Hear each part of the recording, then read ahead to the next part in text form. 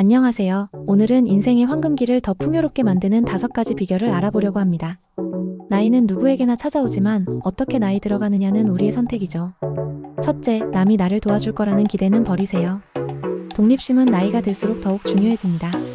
타인에게 의존하지 않고 스스로 해결하는 태도를 기르는 것이 멋있게 늙는 첫 번째 비결이에요. 먼저 재정 관리에 신경 써보세요. 은퇴 후에도 자신의 재정을 철저히 관리하며 자녀에게 경제적 부담을 주지 않고 당당한 노후를 보낼 수 있습니다. 또한 요리, 세탁, 청소 같은 기본적인 생활 기술을 배워두는 것도 중요해요. 남에게 의존하지 않고 스스로 맛있는 음식을 해먹는 기쁨은 정말 특별하답니다. 건강 관리도 스스로 하는 습관을 들이세요.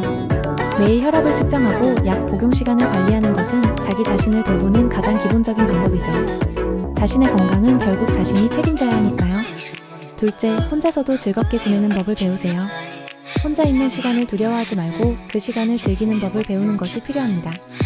독서는 좋은 방법 중 하나예요.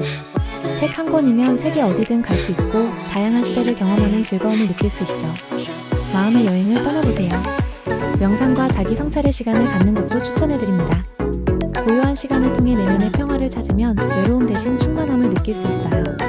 창밖의 경치, 새, 꽃 등 자연을 감상하는 시간도 가져보세요. 베란다에 작은 정원을 가꾸며 식물들이 자라는 모습을 지켜보는 것만으로도 하루가 풍요로워질 수 있습니다. 작은 것에서 행복을 찾는 지혜가 바로 여기에 있어요. 셋째, 남의 삶에 간섭하지 말고 내 인생을 살며 내 삶을 사랑하세요. 타인의 살보다 자신의 삶에 집중하고 자신만의 행복을 찾는 것이 중요합니다. 먼저 자신만의 취향을 존중해보세요. 남의 시선에 연연하지 말고 자신이 좋아하는 것을 즐기는 거죠. 70세에 새로운 취미를 시작해도 늦지 않아요. 늦었다고 생각할 때가 가장 빠른 때라는 말이 있잖아요. 과거에 집착하지 않는 것도 중요합니다. 지나간 일에 연연하지 말고 현재에 집중하세요. 매일을 새로운 시작으로 여기면 마음이 한결 가벼워질 거예요.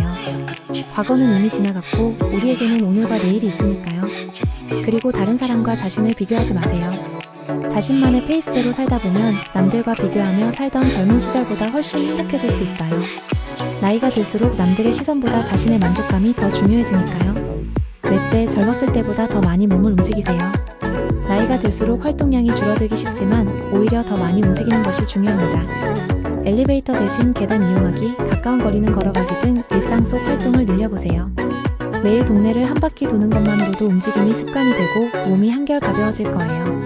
작은 움직임들이 모여 큰 변화를 만들어내니까요.